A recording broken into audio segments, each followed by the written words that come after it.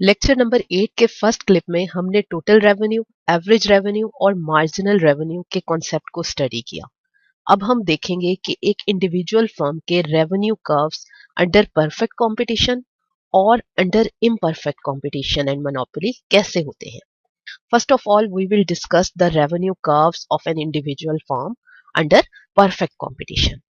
हमने पहले भी डिस्कस किया था कि परफेक्ट कंपटीशन में लार्ज नंबर ऑफ बायर्स और एंड सेलर्स होते हैं और कोई भी सिंगल बायर या सेलर अपने इंडिविजुअल एक्शन से प्राइस को इन्फ्लुएंस नहीं कर सकता।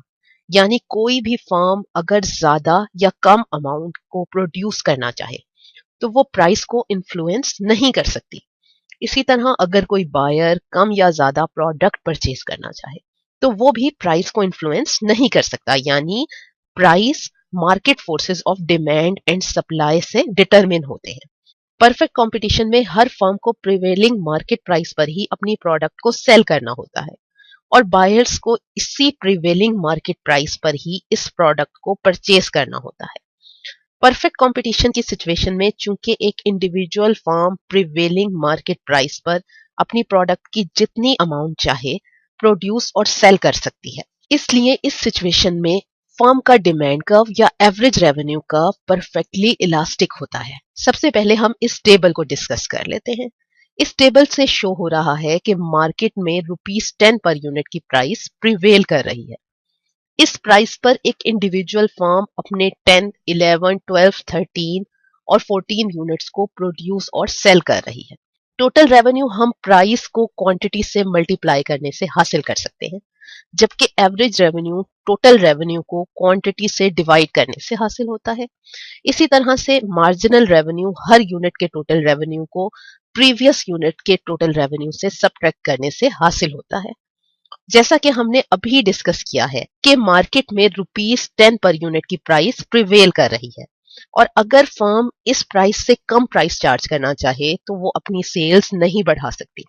इस तरह से लोअर प्राइस को चार्ज करना फर्म के लिए मुनासिब नहीं होगा, क्योंकि उस लोअर प्राइस को चार्ज करने से उसकी सेल नहीं बढ़ेगी। इसी तरह अगर perfectly competitive firm ₹10 per unit से ज्यादा प्राइस चार्ज करना चाहे तो वो अपनी प्रोडक्ट को सेल नहीं कर सकती, क्योंकि परफेक्टली कॉम्पिटिटिव मार्केट में सारी प्रोडक्ट्स होमोजीनियस या आइडेंटिकल या बिल्कुल एक जैसी होती हैं। क्योंकि बाकी सारी फर्म्स कम प्राइस चार्ज कर रही होती हैं, इसलिए जो फर्म अपने प्राइस को ज्यादा करे वो अपनी प्रोडक्ट को सेल नहीं कर सकती।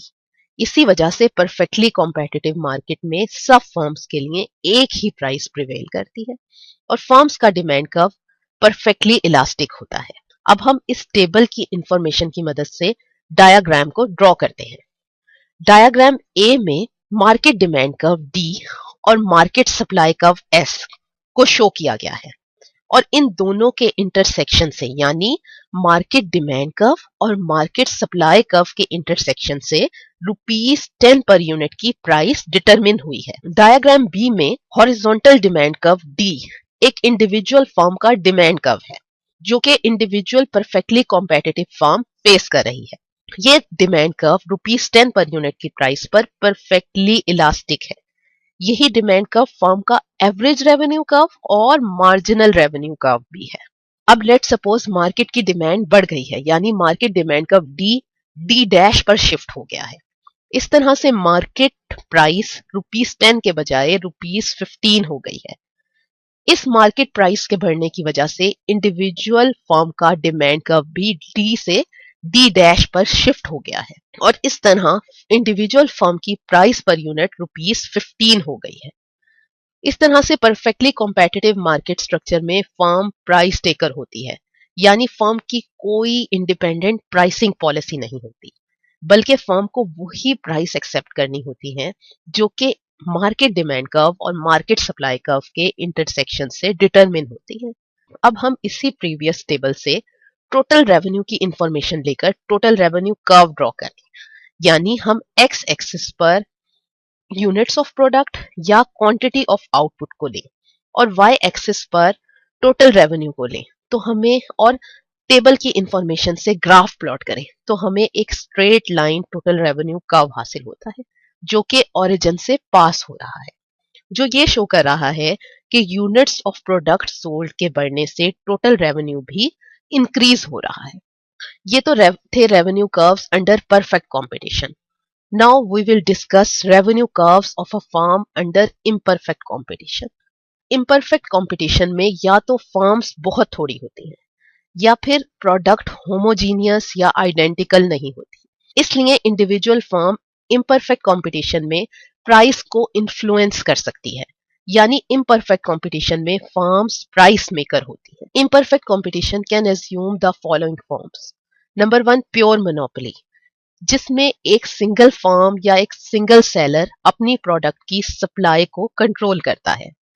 Second form of imperfect competition is pure oligopoly, जहां पर नंबर ऑफ फर्म्स बहुत कम होती हैं और वो एक होमोजीनियस या आइडेंटिकल प्रोडक्ट प्रोड्यूस कर रही होती हैं।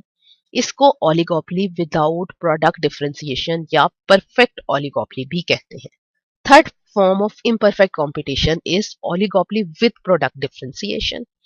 इस मार्केट स्ट्रक्चर में कुछ फर्म्स डिफरेंशिएटेड प्रोडक्ट्स प्रोड्यूस कर रही होती हैं, यानी इनकी प्रोडक्ट्स आइडेंटिकल नहीं होती या एक जैसी नहीं होती, बल्कि एक सेलर की प्रोडक्ट को दूसरे सेलर की प्रोडक्ट से डिफरेंशिएट या डिस्टिंग्विश किया जा सकता है।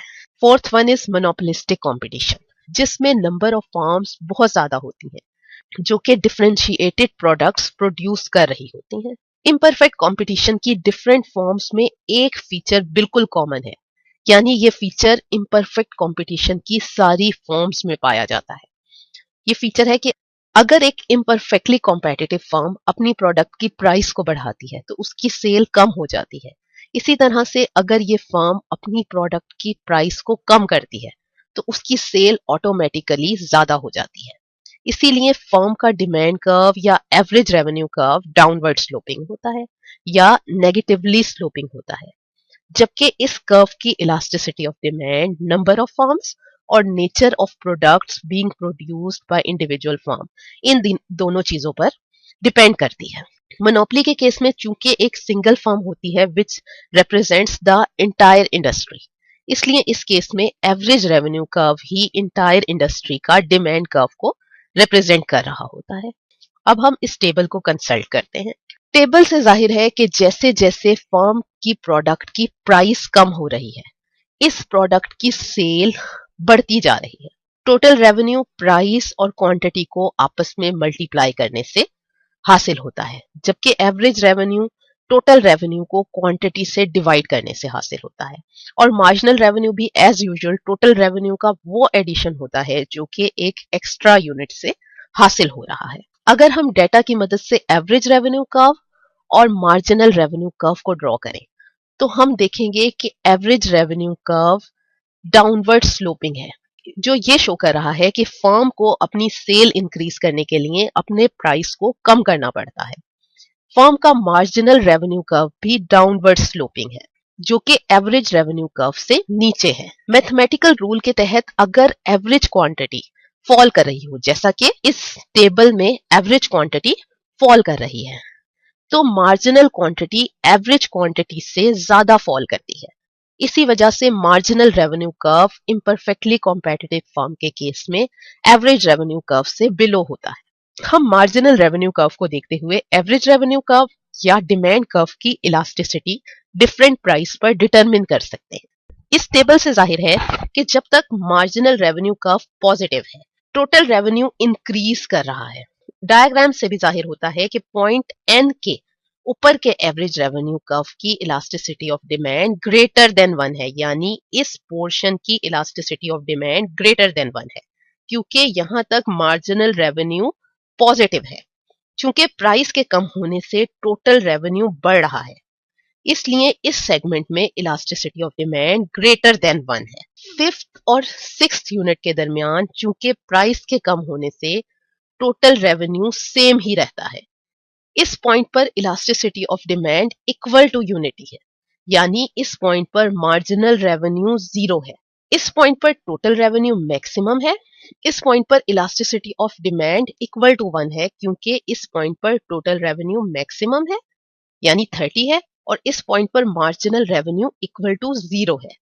पॉइंट एन से नीचे वाले एवरेज रेवेन्यू के सेगमेंट में elasticity of demand less than unity है, यानी इस सारे सेगमेंट में elasticity of demand less than unity है, क्योंकि इस सेगमेंट में प्राइस के कम होने से टोटल रेवेन्यू डिक्रीज कर रहा है और इस सेगमेंट में मार्जिनल रेवेन्यू भी नेगेटिव है। इस तरह से एवरेज रेवेन्यू कर्व या डिमांड कर्व के डिफरेंट सेगमेंट्स में इलास्टिसिटी ऑफ डिमांड को डिटरमिन किया जा सकता है। टेबल की इंफॉर्मेशन को लेते हुए टोटल रेवेन्यू कर्व को भी ड्रॉ किया जा सकता है। चूंकि टेबल में पहले टोटल रेवेन्यू इंक्रीज कर रहा है और उसके बाद टोटल रेवेन्यू डिक्रीज हो रहा है, यही ट्रेंड इस कर्व से भी जाहिर हो रहा है, यानी initially total revenue curve is increasing and then after reaching maximum point it starts decreasing. जब तक टोटल रेवेन्यू इंक्रीज कर रहा है, elasticity of demand greater than 1 है। टोटल रेवेन्यू के मैक्सिमम पॉइंट पर इट इज इक्वल टू 0 और इसके बाद चूंकि टोटल रेवेन्यू डिक्रीज कर रहा है, इसलिए इलास्टिसिटी ऑफ डिमांड इस सेगमेंट में लेस देन यूनिटी है।